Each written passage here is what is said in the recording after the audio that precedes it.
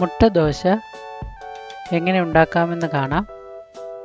ഇതിനായി നമ്മൾ പാത്രത്തിൽ ഒരു മുട്ട എടുത്ത് അതിലേക്ക് 1/4 ടീസ്പൂൺ കുരുമുളക് പൊടിയും ഒരു നുള്ള് ഉപ്പും ചേർത്ത് നന്നായി ബീറ്റ് ചെയ്യണം.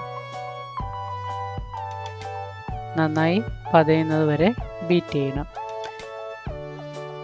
നമ്മൾ ഗോതമ്പ് ദോശയ്ക്കായി ഗോതമ്പ് പൊടിയും ഉപ്പും വെള്ളവും ചേർത്ത് മിക്സിയിലിട്ട് നന്നായി ഒന്ന് അടിച്ചെടുത്ത് അതിൻ്റെ മാവ് തയ്യാറാക്കി വെച്ചിരിക്കുകയാണ്. നമ്മളൊരു പാൻ ചൂടാക്കി അതിലേക്ക് എണ്ണ തടവിയിട്ട് ഈ ഗോതമ്പ് ദോശയുടെ മാവിനെ നന്നായി വട്ടത്തിൽ ചുറ്റിയെടുത്ത് കനം കുറഞ്ഞ് ഉണ്ടാക്കിയാൽ മതി. ഇതുപോലെ പരത്തിയെടുക്കണം. അതൊന്ന് ചൂടായി വരുമ്പോഴേക്കും നമ്മൾ ഈ അടിച്ചു വച്ചിരിക്കുന്ന മുട്ടക്കൂട്ട് പതുക്കെ ഈ ദോശയുടെ മുകളിലേക്ക് അപ്ലൈ ചെയ്യണം.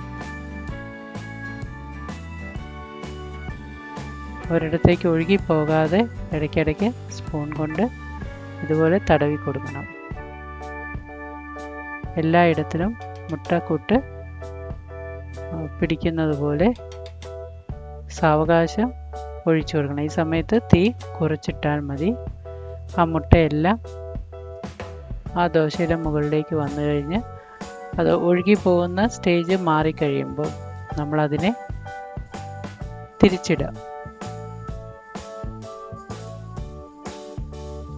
ഇത് നന്നായി വേകുന്നവരെ ഇപ്പോഴും തീ കുറച്ചിട്ടാൽ മതി, അല്ലെങ്കിൽ മുട്ടയായതുകൊണ്ട് പെട്ടെന്ന് കരിഞ്ഞു പോകും. കുറച്ച് നേരം വെച്ചിട്ട് നമുക്കിതിനെ ഒരു പാത്രത്തിലേക്ക് മാറ്റാം. നമ്മുടെ മുട്ട ഗോതമ്പ് ദോശ റെഡിയായിരിക്കുകയാണ്. Thank you for watching.